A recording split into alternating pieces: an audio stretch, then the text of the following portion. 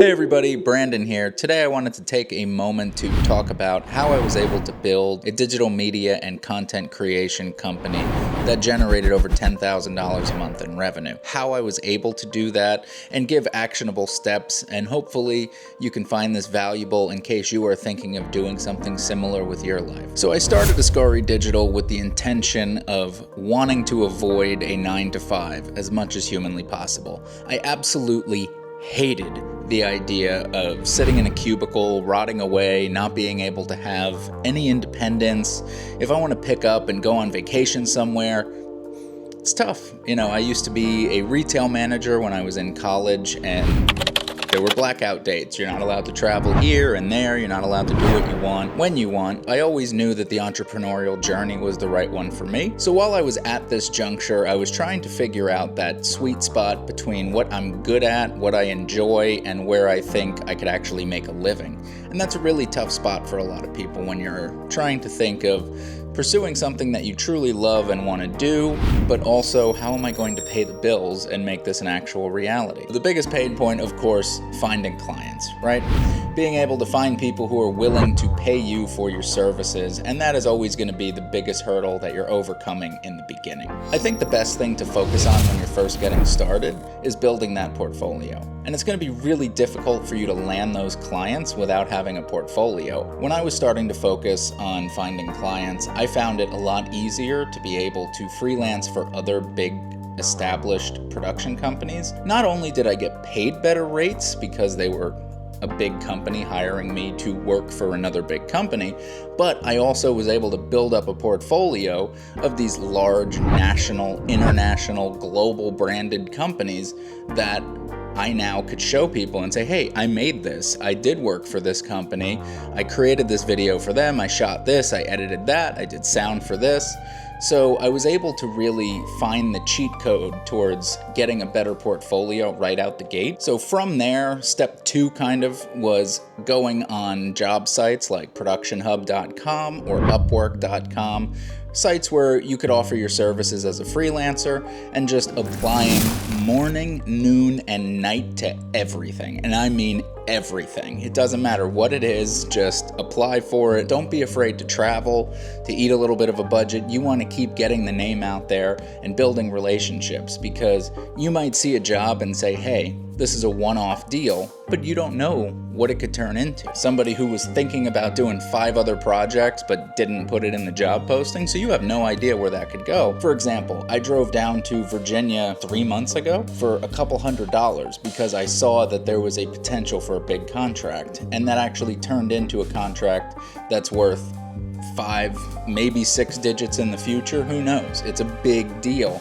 And it's one of our biggest clients that we've signed, and they just keep adding more and more video on top of it, and it's become something that's huge for my company. And sometimes being a little flexible doesn't hurt along the way. The other pain point that I faced was pricing. And I started out not really knowing how to gauge my pricing. I kind of just thought of what is the hourly rate I think makes sense. Like if I worked in retail, I'd make 18, 20, 25 bucks an hour, something like that. Can I do $25 to $50 an hour? Cool, I'm happy. Let's go, I'm making more money. It's not really the most sustainable model because you're probably not going to be working 40 plus hours a week the whole year. There's going to be periods where there's a drought and it's not so great and things are slowing down. So in the beginning, I think it's okay if you want to think about what is an hourly rate that makes you happy, say $50 an hour, and I'm going to shoot for 4 hours, I'm going to edit for 2 hours, I'm looking at 6 hours, fine. To get your foot in the door, I think that's a great way to start. When I got to the second stage, that was where I started quoting based on a half-day or full-day rate, and then a project basis if editing was needed. So maybe I was at $400 for a half day, $600-700 for a full day, something like that. I usually would give a break for a full day. That was when I started to notice my income increasing, which was really good, but it still wasn't obviously where I wanted it to be.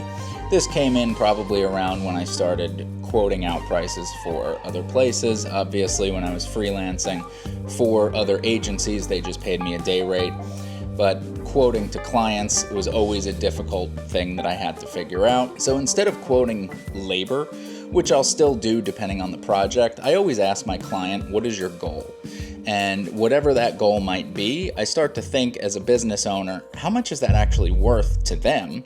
And then I'll charge a fair percentage of what I think it's actually worth to them. So for example, let's say I create a video for human resources, and this video is to help reduce churn on employees. They're having a lot of turnover, people quit, then they come back, or they quit and they have to hire new people. We want to create a video that helps to reduce the turnover. So this video is going to actually showcase step by step what the jobs are that these employees have to do, so that way people don't have any questions when they're applying for the job. A lot of people don't necessarily know what they signed up for, so by seeing it in a video before they apply for the job, all of a sudden now that greatly reduces the likelihood that they're going to leave and look for another opportunity because they didn't understand what they were getting themselves into. So generally speaking, when it comes to turnover rates, it usually costs anywhere from 50 to 200% to turn over an employee and get someone else to replace them. From extra costs with staffing to be able to cover that person while they're not there, to hiring the new person, maybe you have to pay them a little bit more, some time training. There's a lot of costs that go into employee turnover. So assuming 50 to 200%, let's pick a lower middle ground of 100% of their annual salary, go ahead and look up what the annual salary is for a nursing aide. So when I looked up the average salary of a nursing aide, it was like $38,000 and change. So let's just say $40,000 to make the math simple. So $40,000 per employee is how much this video is worth. So if I quote them for a 4-hour shoot and an edit of 10 grand, they're making an absolute killing on this video, because think about it, they can use this forever. How many times can this video be used to save an employee from churning over? It's incredible. So instead of pricing like, hey, you know what?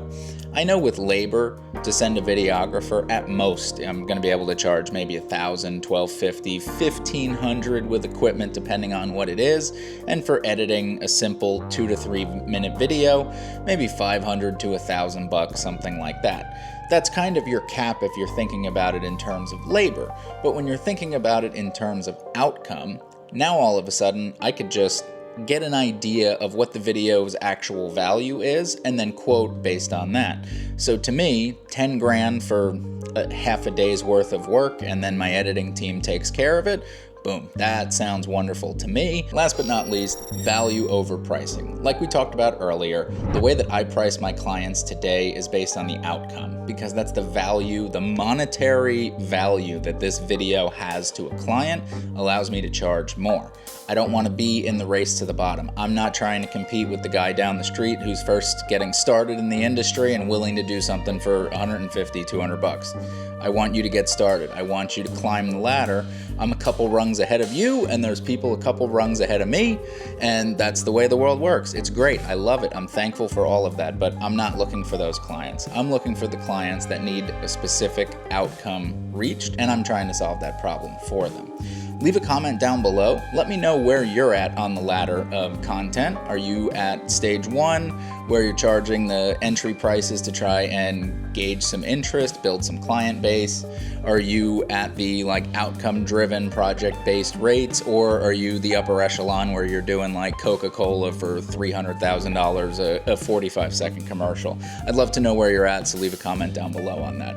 And one last piece of advice that I've found so beneficial to me, especially if I'm first starting out.